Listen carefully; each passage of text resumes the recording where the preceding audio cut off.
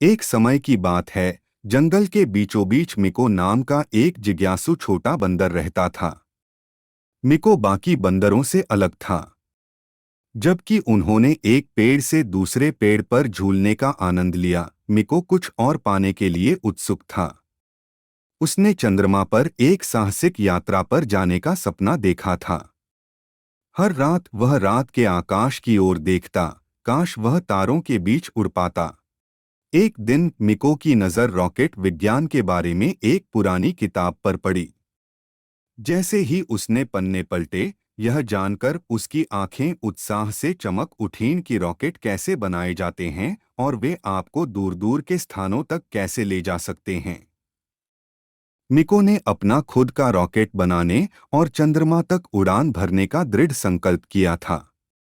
उन्होंने अपना रॉकेट बनाने के लिए जंगल से लकड़ी, धातु और सभी प्रकार की सामग्री इकट्ठा की। मिको ने अपने रॉकेट पर अथक परिश्रम करते हुए दिन और रात बिताए।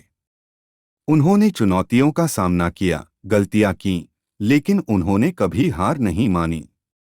प्रत्येक झटके से उन्होंने कुछ नया सीखा। मिको के दृढ़ संकल्प ने उन्हें आगे बढ़ाया और आखिरकार हफ्तों की कड़ी मेहनत के बाद उनका रॉकेट प्रक्षेपण के लिए तैयार था। लॉन्च का दिन आ गया और मिको घबराहट भरे उत्साह से भर गया। एक गहरी सांस के साथ वह अपने रॉकेट में चढ़ गया और खुद को उसमें बांध लिया। इंजनों में जान आ गई और एक पल में मिको जंगल को पीछे छोड़ते हुए आकाश में उड़ रहा था। वह ऊपर ऊपर और दूर चला गया, पृथ्वी के वायुमंडल को तोड़ता हुआ और चंद्रमा की ओर बढ़ता गया।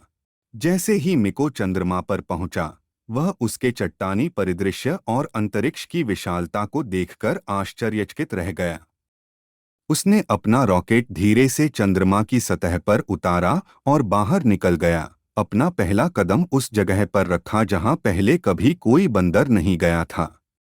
मिको ने गड्ढों का पता लगाया, चंद्रमा की चट्टानों से छलांग लगाई और यहाँ तक कि उस पर अपने नाम का एक झंडा भी लगाया। चंद्रमा पर एक अद्भुत साहसिक कार्य के बाद मिको को पता था कि घर लौटने का समय आ गया है। वह अपने भरोसेमंद रॉकेट में वापस चढ़ गया और चंद्रमा को पीछे छोड़ते हुए विस्फोट कर गया। अपने चेहरे पर एक बड़ी मुस्कान के साथ मिको सुरक्षित रूप से वापस जंगल में उतर गया। उसके साथी बंदरों ने उसका स्वागत किया, जो उसकी अविश्वसनीय यात्रा से आश्चर्यचकित थे।